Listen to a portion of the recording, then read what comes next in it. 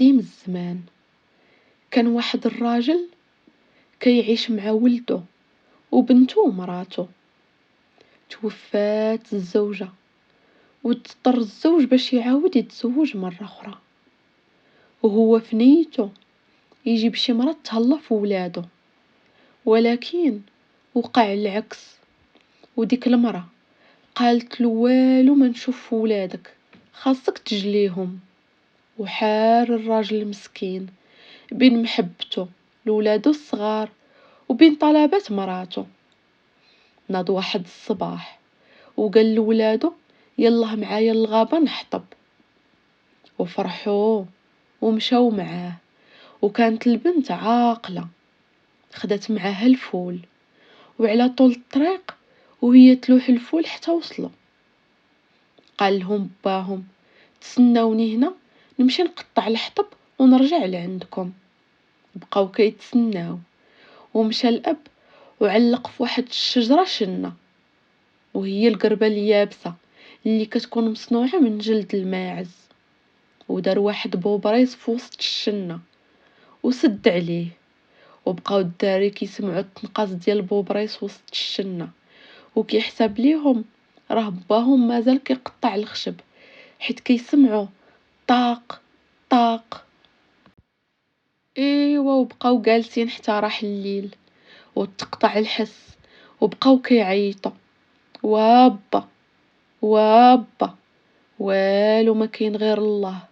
بقى الدري كيبكي وهي تقول ليه اختو اسكت وتبعني. بقات البنت تابعة الطريق اللي علمات بالفول حتى وصلوا للدار. في داك الوقت كانت مرات باهم كتسقي الطعام، وهو يقول لها راجلها نصاب اللي دا لقمة لولادي من هاد الطعام. وهما يطلعوا عليه ولادو وقالوا ليه ها حنا با، وهي تعطيه مرتو بالمغرفة للراس وقالت ليه هذا هو غادي نجليهم، غدا ما نعاودش نشوفهم قدامي. في الصباح عاود دا معاه ولادو للغابة بحجة غادي يحطب. ناضت البنت هزت الفول وبقات تلوح فيه في الطريق، ولسوء حظها كان خوها موراها. الفولة اللي رماتها كيهزها هو وكيخبيها حتى وصلوا. وعاود دار نفس المسرحية، علق الشنة اللي فيها بوبريس ومشى. ملي راح الليل بقات البنت كتقلب على البلاصة اللي رمات فيها الفول، ما لقاتهاش. وهي تسول خوها، قال لها ها هو الفول، راكي كنتي غادية وهو كيطيح ليك. صافي وهي تجلس وفوضوا امرهم لله وباتوا في الغابة حتى للصباح. في الصباح بقاو غاديين حتى وصلوا للبلاصة اللي كان باهم ساكن فيها، وما لقاو حتى واحد. لقاوهم رحلوا ومشاو، وجلست هي وخوها في دار باهم. وكبر الولد وبقى كيمشي يصيد الغزلان، واختو لالا يلو كتجلس في الدار وتسد عليها الباب حتى كيجي خوها ويقول الا الليلو الا الليلو خيتي بنيت محلي الباب لمو، حيت هو كان سميتو امو وهي لالا يلو. وكيعاود الا الليلو الا الليلو خيتي بنيت محلي الباب لمو. وكتحليه الباب ويبقاو يلعبوا مع داك الغزال الصغير، وملي كيعياو من اللعب كيذبحوا خوها وتيطيبوه وياكلوه حتى النهار الاخر. وعاود يمشي يصيد، وحيت لالا يلو كانت جميلة بزاف كيقول لها خوها ما تخرجيش من الدار نهائيا وما تحلي لحتى واحد حتى تسمعي صوتي عاد حلي الباب. واحد النهار مشى خوها يصيد وخرجت تصبن في الواد حداها، وهما يشوفوها حراس السلطان. ومشاو قالوا له كون شفتي يا سيدي راه كاينه واحد الدار حدا الواد فيها واحد البنت سبحان من صورها آية في الجمال. قال لهم جيبوها للقصر. الغد مشاو وتسناو حتى خرج خوها للصيد، وتسناو حتى ورجع وقال الا الليلو الا الليلو خيتي بنيت محلي الباب لمو، وحلت الباب وعقلو هما على الكلام اللي قال ملي جا. النهار الاخر حضاو خوها حتى خرج وتسناو شويه وقربوا حدا الباب، وقال واحد فيهم بصوت خشين: الا الليلو، الا الليلو خيتي، بنيت ما حلي الباب لمو. قالت ليه: سير، ما انت بويا ما انت خويا، ما انت اللي عزيز عليا. ومشاو لواحد المرا شارفة وطلبوا منها شي طريقة باش يرقق صوتهم وما يبقاش يخشين. قالت ليهم: شربوا شوية الزيت وحلوا فمكم حدا غار النمل، وخليو النمل يدخل ويخرج حتى يرقق الصوت. داكشي اللي داروا، وعاودوا رجعوا عندها وقالوا نفس الكلام، ولكن هاد المرة بصوت رقيق بحال صوت خوها. وحلات الباب وداوها لقصر السلطان وهي كتغوت وترغب فيهم، وما بغاوش. وقالت ليهم: ايوا خليوني غير نهز معايا سطيلتي ديال النحاس. وداتها ومشاو. في العشية جا خوها وبدا كيقول لها: الا الليلو، الا الليلو خيتي، بنيت ما حلي الباب لمو. والو ما كان لي يرد، وهو يهرس الباب وما لقاش ختو، وعرف بلي شي حد اللي خطفها.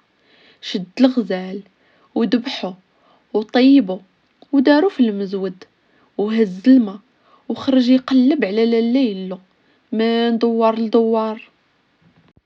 ايوا وبقى من دوار لدوار حتى وصل لواحد البير مجموعين عليه العيالات كيسقيو. وقال لهم: عافاكم بغيت نشرب.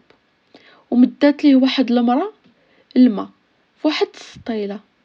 قال لها: الا ممكن تعطيني نشرب في ديك السطيله ديال النحاس.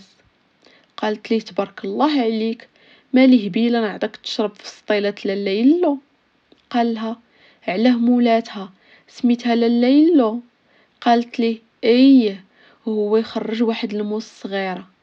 قال لها: عافاك سيري عطيها هاد الموس، الا هي اختي راه تعرفني، وإلا ماشي اختي نمشي نزيد نقلب عليها.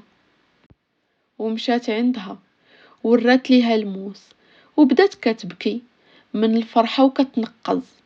وقالت للخدامة: خدي حصيرة ولوي فيها خويا ودخليه بلا ما يشوفوك الحراس. ومشات الخدامة ودخلت خولا الليلو، وبقات النهار كله الليلو فارحة وكتضحك وتغني. وجا السلطان وسولها: مالك اليوم، اش واقع؟ كنتي مغوبشة وطير ليك. قالت ليه: اعطيني لامان ونقول ليك. قال لها: عليك لامان، غير قولي. قالت ليه: راه جا خويا. قال لها: ايوا مرحبا بيه، وطلبها منه للزواج، حيت كانت رافضة تزوج بالسلطان قبل ما تلقى خوها. داروا العرس وعاشوا في الهنا وراحة الله حتى حملات وقربت تولد. وقرر السلطان يخرج للحرب ووصى امو على اختو لليلو ودعاتو ومشى. وكيف عادة السلاطين كانوا عنده عيالات آخرين قبل من لليلو، وملي سافر السلطان قرروا يتخلصوا منها. ونادوا قالوا ليها: واش عمرك ما شفتي الرمان الضحاك؟ قالت ليهم: عمري ما شفتو. قالوا لها: يلا خرجي معانا للجنان ونوريوه ليك. ومشات معاهم حتى وصلوا لواحد البير، وقالوا لها: طلي تشوفي الرمان الضحاك. وهما يدفعوها وطاحت وسط البير، وبقات في البير حتى ولدات. ورجع السلطان من الحرب وسول على الليلو. قالوا ليه: راه خوها رماها في البير. قال لهم: جيبوه وقيدوه وجيبوا لي السيف نقتله. وهو يقول ليه امه: عافاك ديني حدا البير نودع اختي. وعاد ذبحني. وافق السلطان ودوه حدا البير، وبقى كيقول: الا الليلو، الا الليلو خيتي، بنيت ما القيود في يديا والقيود في رجليا والماس في رقابيا. وهي تقول ليه اختو: خيي يا خيي، ولد السلطان في حجري والحنوشه دايرين بيا. والسلطان كيسمع قال ليه: عاود الكلام اللي قلتي.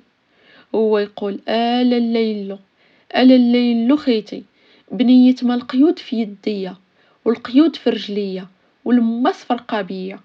وهي ترد عليه ختو، خيي يا خيي ولد السلطان في حجري والحنوشة دايرين بيا. قال لهم السلطان فكوه حتى نشوف اش واقع. ومشى السلطان حدا البير وطلع على مراته وقال لها غادي نهبط لك قفة فيها الزميطة مصوصة، ديري فيها راس التعبان الكبير، والقفات اللي فيهم اللحم ديري كل وحدة فيها راس واحد من الحنوشة. وداكشي اللي دارت، هبطوا ليها حبل شدات فيه وهي شادة ولدها وطلعت. ملي سولها السلطان على شكون رماها في البير قالت ليه عيالاتك. وامر الحراس وجابوا جوج بكارة من الجمال صغارات وكتف عيالاته، يد ورجل من جهة ويد ورجل من جهة أخرى، وقرقب تحتهم السطيلات خاويين، وتخلعوا الجمال وهربوا. وكل جمل هز معاه طرف من عيالاته. وهذه هي حجايتي، مشات من واد لواد وانا بقيت مع ناس الجواد.